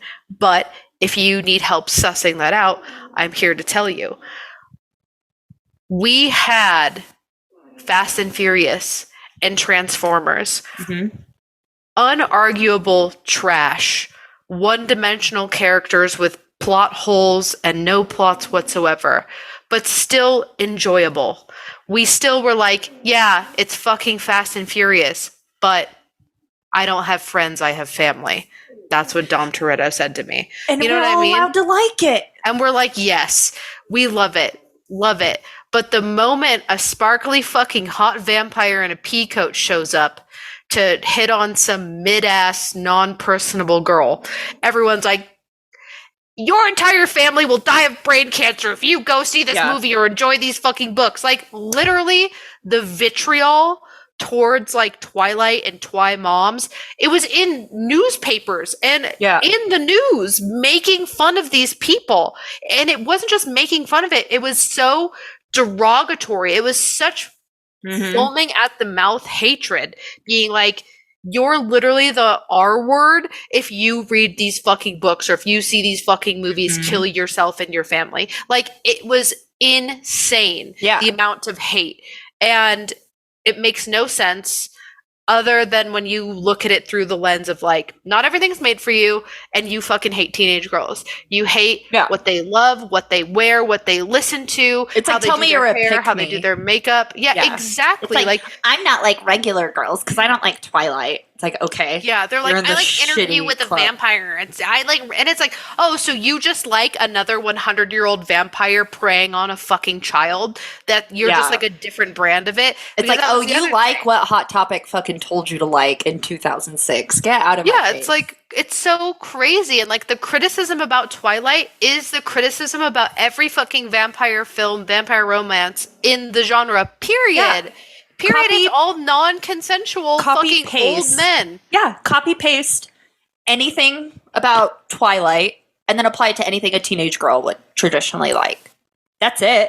You just like teenage girls. That's it, 1,000%. And then like when people tried to defend it, defend their point of being anti it, and they'd be like, well, I didn't like the way that it like, you know, didn't have consensual boundaries and it was, you know, predatory and like this inappropriate relationship. And it's like, Spike tried to rape Buffy in that fucking series, and everyone was too busy jerking each other off about how much they loved that fucking series in that goddamn panel. Like, come on. Don't fuck with me. If you want to sit here and say that the relationship between Edward and Bella was non-consensual because he's a 100-year-old vampire and she's a high school girl, baby, look at every other fucking book and movie in the fucking vampire romance genre. Period. End of discussion. There's no 100-year-old women dating the 100-year-old vampires. Sorry. Like, just admit that you fucking hate teenage girls and the shit that they fucking like, and you think that everything revolves around you and what you like. Just admit that. I would have more respect for you. This is the tea, right? No one is saying that fucking Twilight deserves a goddamn Pulitzer Prize. That's not what I'm fucking saying. It didn't need to win awards. But what I am saying is, take your fucking hate and shove it deep inside of your asshole. I just like the amount of air leaving people's bodies to argue how Twilight is awful. It's like, keep the fucking energy, sis. Yeah. Keep the fucking energy. I can't handle it. I'm so fucking sick of it. It's a silly, fun movie for 14-year-old girls. And, you can find joy in that. It reminds me of watching the Munsters remake today.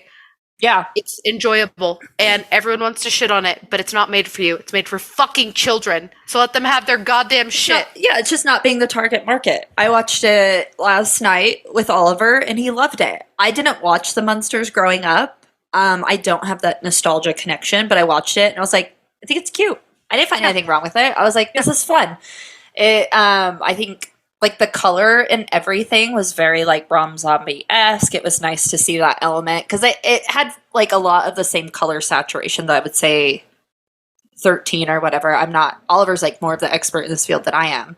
But I'm like, oh yeah, it has the Rob Zombie touch. I love Sherry Moon Zombie. I think she's like the prettiest woman ever. She's vegan like queen. Troy. It's fine.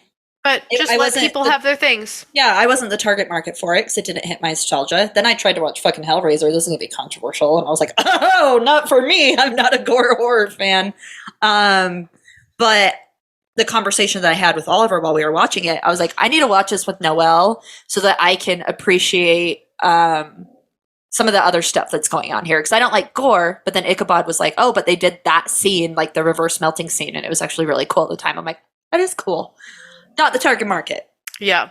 But that doesn't mean you're going to go make a hate campaign about how people should stop watching it. And that is what we saw with Twilight. And so in that panel, my highlight was the formal apology to the 14-year-olds in 2004 and the people today and the closeted lovers, the closeted appreciators of that fucking movie. You didn't deserve the hate then, and you don't now. We've talked about it before, but meme culture does not have to be shit that you're merely seeing like an image with white text over it. Meme culture is also the same regurgitated thoughts over and over again. An example of it was Star Wars prequels. It's like, I don't like sand. And I'm like, is that why you don't like the prequels? That one thing? Or are you just copy pasting your ideas from the internet? Like a fucking simp. And the same thing is with Twilight. Like, oh, it's a glitter vampire. I'm like, that's so fucking consequential. Like, you can agree that that's odd, but still enjoy the movie and not have to shit on someone for liking it. I personally, this is the skin of the killer Bella. It's the best thing that's ever happened to me, and I love it, and I would watch that on repeat 100%. Well, even that. So, like, if we want to fucking talk to the nitty gritty, and we'll finish this thought and then get off this panel. No, but we're talking about this the rest of the time. When they say, like, this is the skin of a killer Bella, he's saying that as a joke. He's making fun. Like, it's the whole, anytime Edward says something, like, cringy, that like people meme on as like, this is why it's trash, like even the like hang on spider monkey, or the like even when he says I like watching you sleep, he's making fun of it. He's making fun. God, it's not serious. The character's joking. It's being fucking self-aware of the silliness. It's meta. Yes. It's fucking Deadpool breaking the fucking fourth wall. Like, come on. It's so fun. It's like, I remember on one of my panels, I think it was the Hulk panel, but someone was like, oh, who even likes Eric Bana's Hulk? And a few people raised their hands in the audience, and then they were kind of like, and I was like, no, they're exactly fucking right. If that's your favorite Hulk, you are 100% right that is the best Hulk. It's like, who fucking cares? Yeah. Leave him alone. You know what the fucking theme of it is? When you remove the massive fucking stick, honestly, the tree stump that's in your fucking ass, when you remove it, things become so much more enjoyable. 100%. And I'm still going to keep talking about this because it makes me so mad, but it's like I love loving Twilight, and I meant it when I said it, that if you didn't talk about Twilight on your panel, I'd kill myself. And I was so bummed that I couldn't make it because I had a panel at the same time. Yep. They like to pin two queens against each other. I know. I told Oliver, I'm like, go to Noelle's panel. I insist that you support. I even did a shirt change so you can hear it in the audio when I'm done with my rant, and I say this is my formal apology, and then I take a Twilight and Edward shirt and put it on and sit down. Yeah, it's great. I had a Team Jacob shirt that I bought at a yard sale that I accidentally ruined it, but it was unwearable. And you know what? I'll mourn that shirt. Yeah, honestly, get it again. I'll confess to murdering it on my deathbed. Oh, it's so good. We should submit a defense of the indefensible, quote unquote, where we just talk about like the prequels and Twilight, you know. Yeah, the most hated on shit, man, is some of the shit that I love. Even the new fucking Hellboy remake, people shit on that. I thought it was great. I thought it was fucking lovely. Yeah, and you're absolutely right. It's 100% lovely. Haters, man. It's so weird. The gatekeeping that was allowed to happen, it just blows my mind. And I was fucking guilty of it too. It was just that pick me energy because I read all of the Twilight books, and I read them all, and then I watched the movies, and then I would be like, oh, I'm not into Twilight. Dude, that's fucking like hypocrisy. Literally fucking same. I think that's why I carry the cross on my fucking back, because I read the books and I would watch the movies. I made t-shirts. We did midnight fucking showings. This was back when you had to line the fuck up. There was no assigned seating. Yeah, I had to go to Barnes and Noble. Yeah. Line up at Barnes and Noble, line up at the Megaplex, like all of it.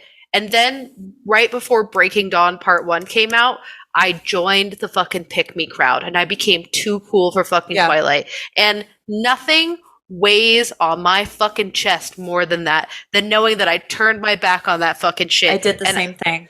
I still to this day haven't seen those two movies all the way through. And I think like I've seen people reacting to like the end credit scene of the end movie where it's like they basically do like a standing ovation. And I am so upset that I robbed myself of that and became like the perpetual hater. Like I just became too cool to admit that I liked the sparkly vampire with the coiffed hair and the fucking pea coat. Like I would go back in time and I would beat myself up for that because like fuck you. Those bitches in that fucking crowd. Those bitches in that fucking crowd who are wearing their DIY Team fucking Edward shirts, they're from the first movie to the goddamn last at midnight. Those are the realest bitches you'll ever fucking meet in your life. Those are the realest fucking bitches because they had the face of war in front of them. They are said, our modern day Joan of fucking Arc. That is it, dude. Burned them at the stake. That is it.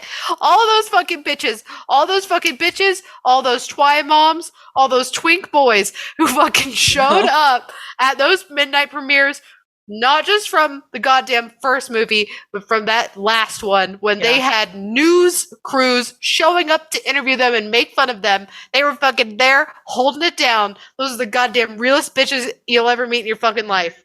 Yeah, I don't even know how I look at myself in the mirror because I had Team Jacob on my MySpace profile and then I acted like that. Yeah, dude, switched up so quick. That's what I'm saying. Myself that way. Disgraceful, dude. I had a fucking Edward Cullen cutout. I had a cardboard cutout and I switched it up, dog. I switched it up and acted like I didn't know who the fuck he was. And I was like, I'm a vampire purist.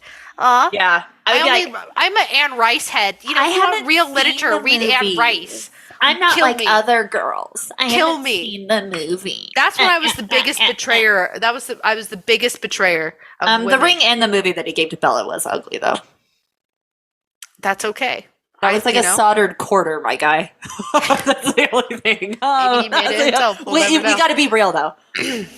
Renesmee was the scariest thing I've ever seen in my life. Renesmee is the best thing that's ever happened to fucking Sim. Fucking name. And you know what? I'm living for it. Renesmee is the sugar that they put in Honey Nut Cheerios to make it taste better. And I've been eating it for breakfast every damn day. Yep. That's what I'm saying, man. That's what I'm saying.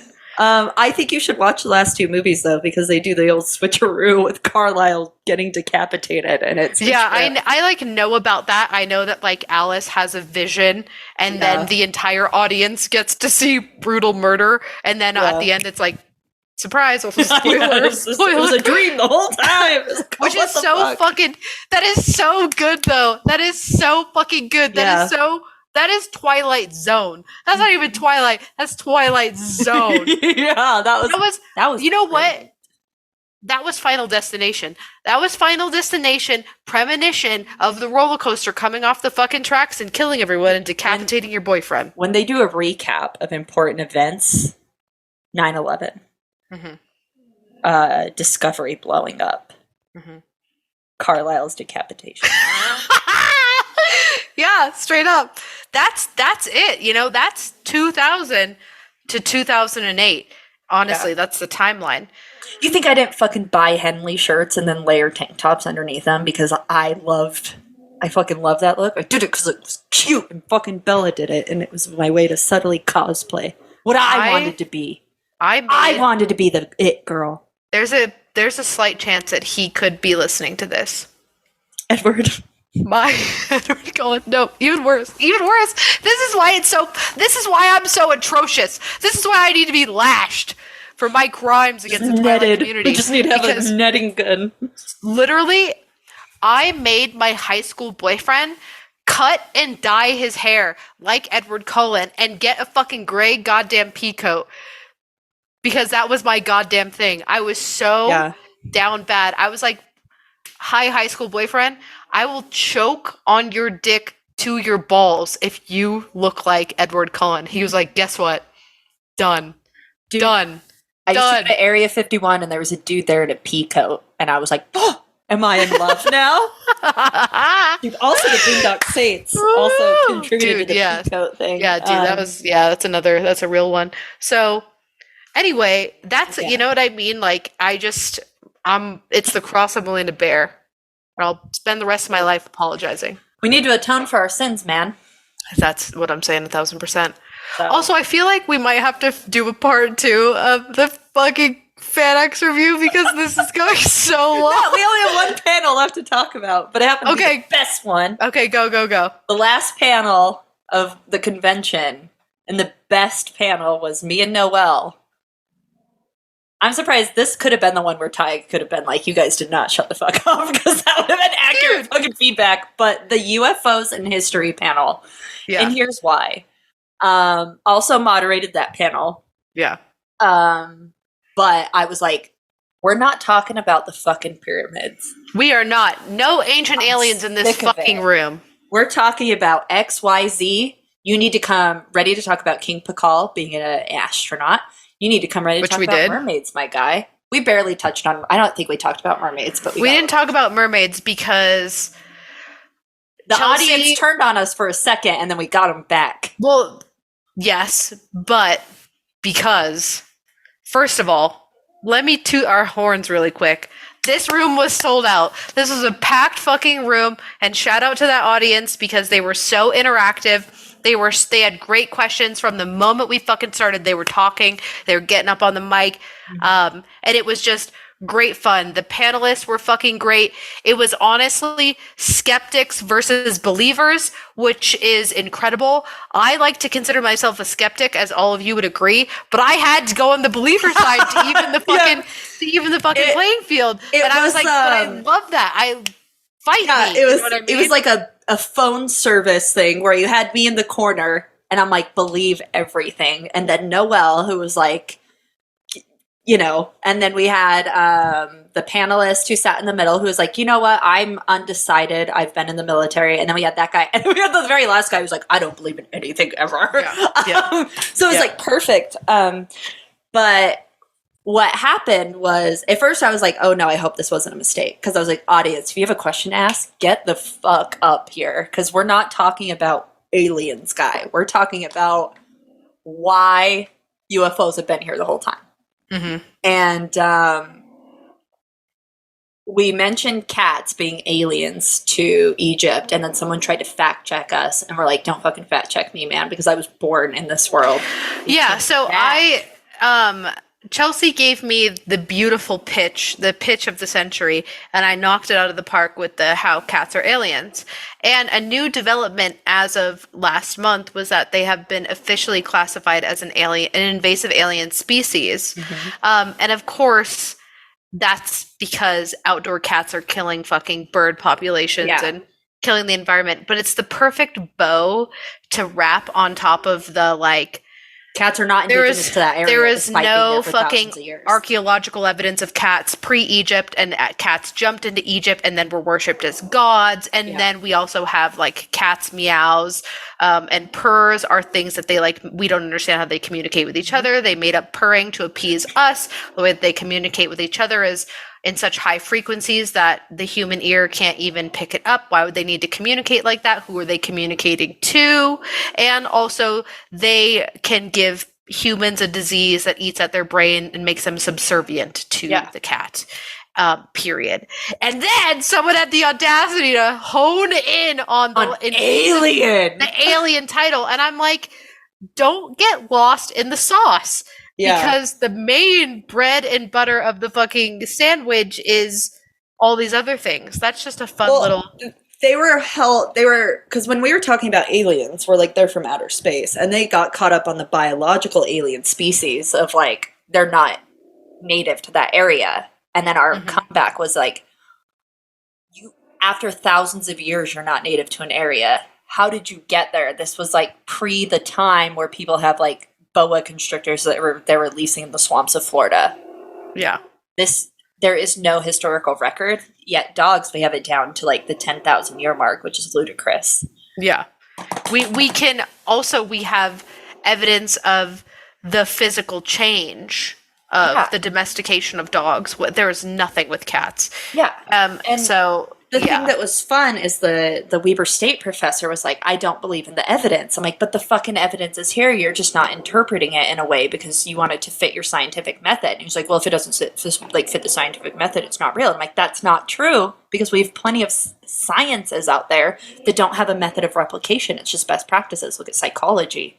Mm-hmm. And I was like, you can't say that. It's not everything is chemistry, my guy. Yeah, not everything is chemistry and math equations with definitive proof. Yeah.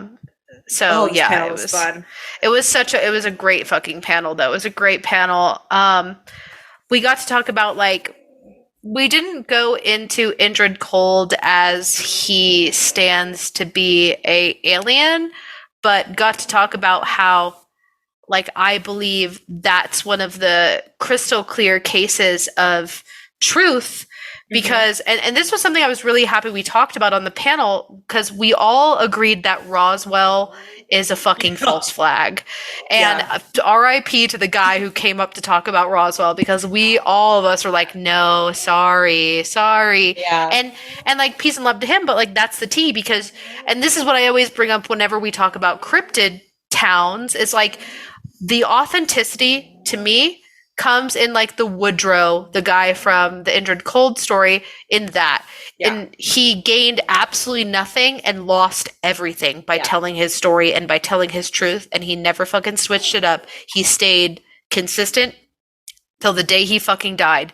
And if by saying the truth you lose everything, to me, that is the telltale sign of an actual encounter. 100% agree because the people who try, I can't remember the quote, but it's like, you know who controls you when you know who you can't criticize. And it's similar in this. Like, if you're exposing an alien and the government ruins your fucking life, it's like, what's going on? Because then there's people out here who look fucking crazy crack addicts running around with like their 18 little racist cracker babies. They're like, I've been abducted 7 times. And the news is like, let's put this all over the place. And like, that person's on. Yeah, let's talk about them. Let's have them go on the news and talk about the encounter. It's so specific. And to the Roswell thing, I'm like, it's just like Area 51, peace and love. Like, if we all know about it, nothing's there. Yeah. Period. And like, if the town's main economy is telling this story, it's just a fucking theme park. You know what I mean? It's fun. I would love to go there. I'd love to shop. I'd love to get souvenirs. Am I going there because you're like, I'm going to see an alien? Yeah, no, that's not. No, if I want to see an alien, yeah, sure, I'll go to New Mexico, but I'm going where, like, not even my cell phone can get, like, track me, you know what I mean? Or I'm going to, like, the Nevada, like, where the tall whites are. Yeah, the caves. But it was also fun, too, because something else we touched about was people were like, well, why don't we ever see little green men running around? I'm like, well, then maybe your interpretation of aliens is correct, because, like, look up Valiant Thor. Look up Pakal. Yeah. Every time somebody launched something at us, we had a fucking answer for it, and I loved it, because it not only solidified the panel as experts, but it also let the audience have confidence that their question was going to be not only taken seriously, but answered with fact. Yeah, no, 1,000%. And then we even we talked about not only just like Valiant Thor and the Venusians, and also like maybe even certain aliens are the craft itself, just like how Jordan Peele put out in Nope. And then we talked about how the zoo theory, which I call the Real Housewives theory, is that maybe we aren't seeing them because they are watching us. We are the marble in the alien's pocket at the end of Men in Black.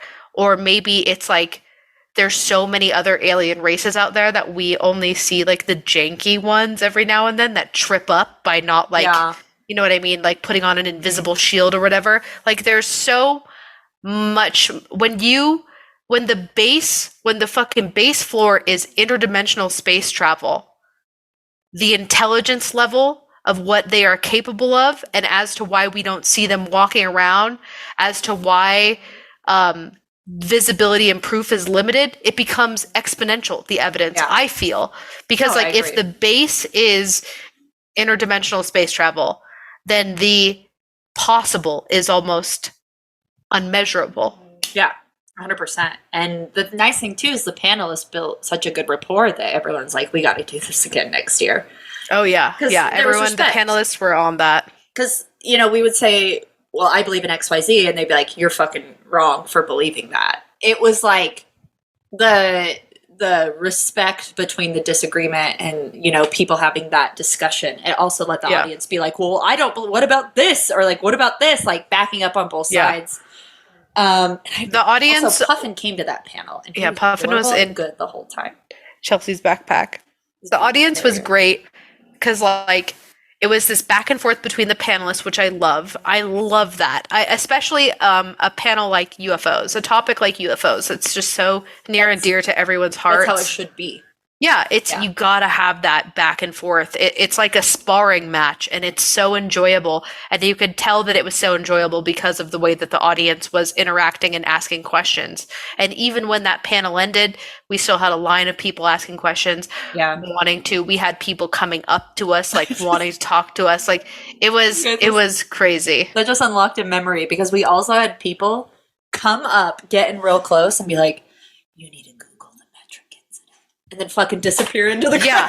The like amount of people who were like, "You need to read this book," and then just left, and that was it. It was incredible. It was absolutely incredible. So, I also am. I think we're in the. I mean, we didn't get to go into it too much, but like UFO sightings have been increasing recently because of social media. And the conversation about UFOs and UFO sightings has been just everywhere at all times. And I think that like the collective conscience is picking up on that. And it's no longer like, crazy man yells at the sky. It's now like everyone's talking about it. It's a topic for everyone to have an opinion on or an experience with or a curiosity about. And I think it was like that panel, the amount of people who showed up for it, the panelists on it, and the audience interaction is like such a great snapshot of that, like where we're talking about this right now as a collective conscious. Yeah, that panel was so good. My only critique, best. I wish it was 2 hours. Yeah, we could have gone on forever, for sure. Yeah, it was so jam-packed though, which is so rare because you and I have both done the last panel of the convention. It's usually empty. 2 or 3 people in there waiting for the bus to come. Yep. I literally said to Ty as we were walking in, "Do you think there's going to be more than 5 people?" And when they had to like pause the panel to say like, "If there's an empty seat next to you, please raise your hand. We have people waiting outside trying to get in." I was like, "Let's go. Let's fucking go."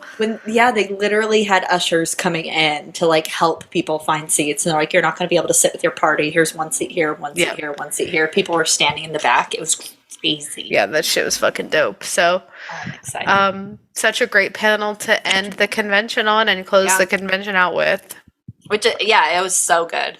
The panels this year, I think, was like one of the first times where I was like, damn, these panelists know their stuff. Because a main critique in the past has been like, how the fuck did you get on this panel? Yeah. It was so good. Yeah. I didn't have a single problem with any of my panels feeling like, no, but everybody deserved to be there. Yeah, it was a really good time. I definitely look forward to us doing more panels in the future. Same. Together.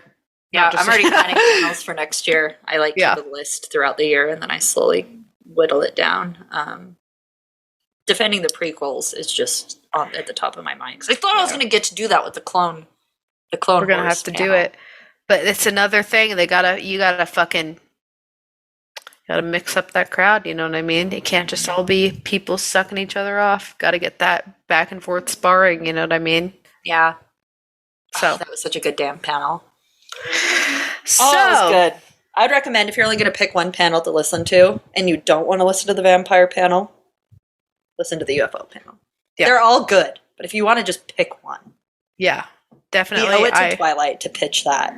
Yeah, you do owe it to Twilight to pitch that. You also should listen to the 2 panels that we were on together, the boys and UFOs. So, thanks for moderating, Chelsea. Thanks for being so prepared. It killed me, though. I had the most condensed amount of migraines where I lost my vision. I could see up out of the outer corner of my eye, but I've never had that many cluster of migraines before. You know what? Yeah. I don't regret it. It was worth it. And I got the guy who did the Archie art to draw me a picture of Darth Maul. Which, honestly, can't beat it. Big old W. Big old W. That's basically that. That's FanX as a review. Listen to the panels if you want to, or don't. You basically got a little chip of it off the old block here. We will see you guys next week as we roll out the first episode of Spooktober. Mm-hmm. And I'll just say, if there's anything that you really want us to cover in Spooktober, send your ideas this way. We have like a list kind of planned out, but if your ideas are better, then fuck our shitty ideas, because we're stupid. Except for this first one. The first episode, spoiler alert, we're going to be talking about Queer for Fear. We're going to be talking about LGBTQIA plus in the horror genre. And Noelle's hot take, we're not going to spoil it here, but her hot take, which is 100% accurate, is going to give you appreciation for the horrors that you know and love, because it's really fucking smart. Yeah. Smart observation. It is an interesting one, so we will see you next week. Happy Halloween. Yep. Bye. Bye.